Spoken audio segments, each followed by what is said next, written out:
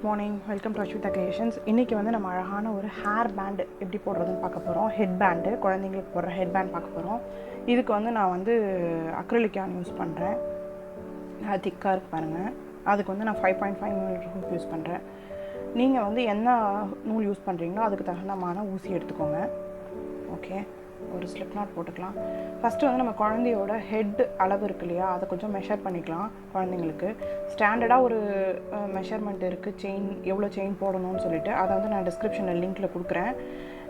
இப்போ வந்து நான் பாப்பா ஒரு வயசு 1.25 வயசு, ஒரு 1.5 வயசு அந்த ரேஞ்சு. அவள் தலைக்கு தகுந்த மாதிரியான செயினை போட்டுக்கிறேன் ஃபஸ்ட் நான்.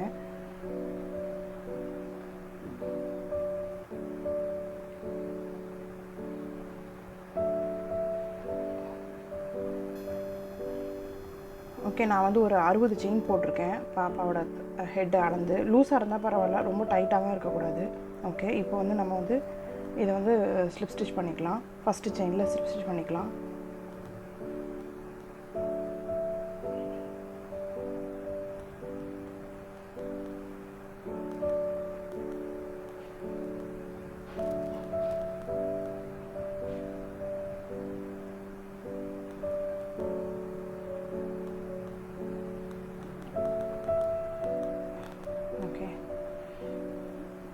இப்போ ஃபஸ்ட் ரோ எப்படி போடுறதுன்னு பார்க்கலாம். செயின் 1 போட்டு ஒரு இதுலேயும் ஒரு சிங்கிள் க்ரோஷேஸ் போட்டுகிட்டே வாங்க.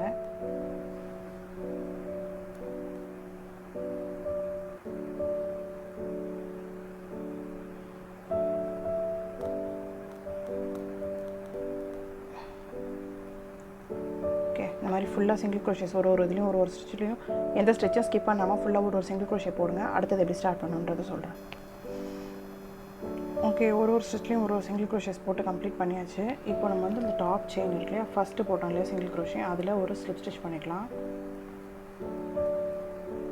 ஓகே, ஹெட் பேண்ட் வந்து ட்விஸ்ட் ஆகாமல் கரெக்டாக இருக்கான்றதை பார்த்துக்கோங்க, கரெக்டாக இருக்கான்னு செக் பண்ணிக்கோங்க. ஓகே, இப்போ அடுத்த எப்படி ஸ்டார்ட் பண்ணுறதுன்னு பார்க்கலாம். செயின் 1 போட்டுக்கோங்க. போட்டுட்டு ஒரு செயினை ஸ்கிப் பண்ணிவிட்டு அதுக்கு அடுத்த செயினில் ஒரு ஹாஃப் டபுள் க்ரோஷே போடுங்க. ஓகே, செயின் 1 போட்டு இப்போ நம்ம ஃபஸ்ட்டு ஒரு ஸ்பேஸை ஸ்கிப் பண்ணோம் இல்லையா, அதில் ஒரு ஹாஃப் டபுள் க்ரோஷே போடுங்க. ஆக்சுவலி இந்த ஸ்டிச் வந்து கிராஸ் ஸ்டிச்சுன்னு சொல்லுவாங்க.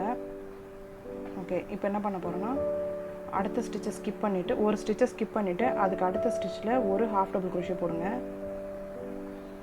ஓகே, இப்போது ஸ்கிப் பண்ணோம் இல்லையா, அந்த ஸ்டிச்சில் ஒரு ஹாஃப் டபுள் க்ரோஷே போட போகிறோம்.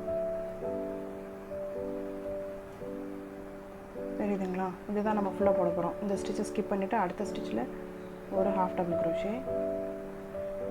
இப்போது ஸ்கிப் பண்ண ஸ்டிச்சில் ஒரு ஹாஃப் டபுள் க்ரோஷே. அடுத்த ஸ்டிச்சை ஸ்கிப் பண்ணிடுங்க. அதுக்கு அடுத்த ஸ்டிச்சில் ஒரு ஹாஃப் டபுள் க்ரோஷே. இப்போது ஸ்கிப் பண்ண ஸ்டிச்சில் ஒரு half double crochet. Okay, stitch தெரியுதா? ஓகே, இப்படி தான் போட போகிறோம். இதே ஃபுல்லாக கண்டினியூ பண்ணுங்கள். எண்ட் ஆஃப் த ரோவில் எப்படி வந்திருக்குன்றதை காட்டுறேன். ஓகே, இந்த ரோ ஃபுல்லாக கம்ப்ளீட் பண்ணிவிட்டேன். இந்த டாப் ஸ்டிச்சில் நம்ம ஸ்லிப் ஸ்டிச் போட்டு கம்ப்ளீட் பண்ணிடலாம். ஓகே, தெரியுதுங்களா? கிராஸ் ஸ்டிச் தெரியுதா?